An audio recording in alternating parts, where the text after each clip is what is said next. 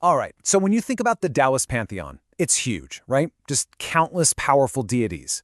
But today, we're going to zoom in on one of the most supreme, yet kind of overlooked goddesses of them all, the Mother of Stars, Du Mu Yeonjun. And no, that is not an exaggeration. Our source material actually calls her the celestial equivalent of a supermom, and you are about to see exactly why. Honestly, it's the perfect way to start thinking about her incredible power. Right, so you're probably wondering, who is this cosmic matriarch really? Her story is just amazing. It's got primordial power, celestial births, and a direct line to your own personal destiny. So let's dive in. First up, we're going to get into her origin story. And believe me, this isn't just any old myth. This is literally the story of how the stars of the Big Dipper came to be. Here's what's so cool about Dumu. She isn't just some goddess who showed up later. She's considered one of the originals, a foundational, ancient power that was around when the universe was basically just chaos, even before the stars had names.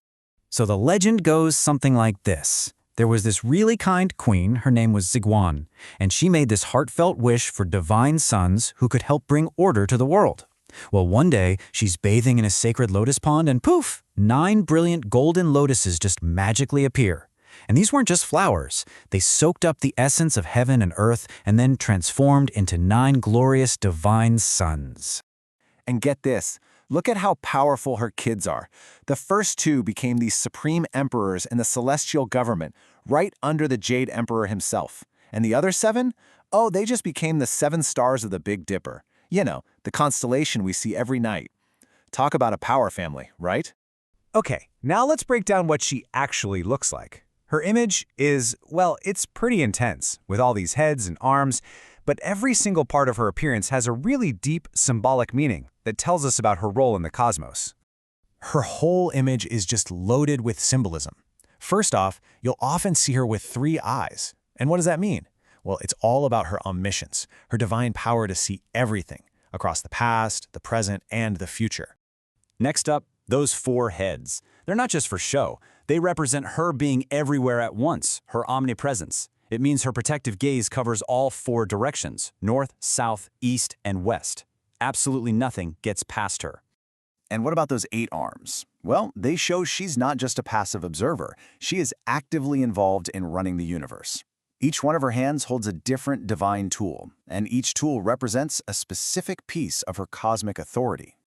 So what's she holding in all those hands? She's got the sun and the moon, showing she controls the basic forces of yin and yang. She holds a bell for wisdom, a seal for her authority, a halberd to crush evil, and a bow for precision and protection. The bottom line is, this supermom is also a seriously powerful, fierce protector. Okay, this is where it gets really personal.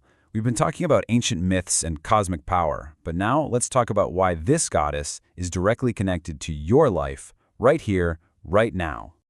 To get this connection, you have to know about this one crucial concept, Banming Yuanshan. You can think of it as your natal star. The belief is that every single person is born under the influence of one specific star in the Big Dipper.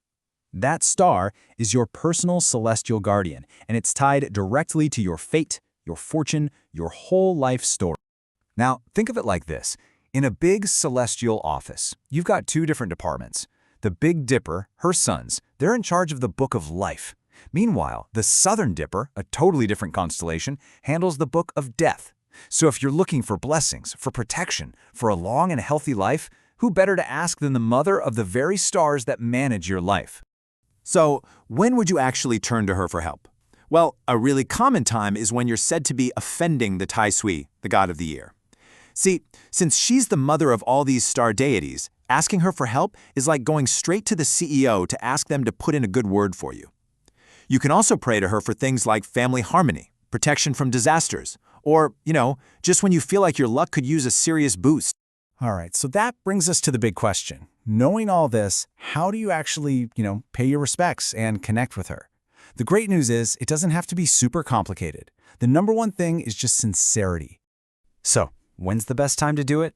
Well, the absolute prime time is during the 9 Emperor Gods Festival, which is basically a 9-day birthday party for her sons. But you can also pay your respects on the 1st and 15th of any lunar month. Or honestly, anytime you just feel like you need her motherly grace and protection.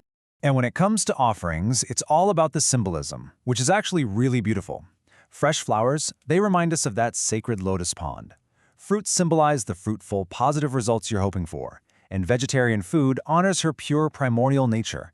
It's all about simple, heartfelt gestures. And if you're standing there thinking, what on earth do I say? Don't worry, the source material gives us this really simple, beautiful prayer. You can say your own version, of course. But look at the key parts. You state your sincerity, you ask for your natal star to shine brightly, which is another way of asking for good luck, and you politely ask her to tell the Tai Sui to take it easy on you this year. It's direct, it's respectful, and it comes from the heart. And that really brings us to our final thought. She's the primordial mother, the manager of our destiny, the ultimate protector. So it makes you wonder, if you had a direct line to the Mother of Stars, what would you ask for?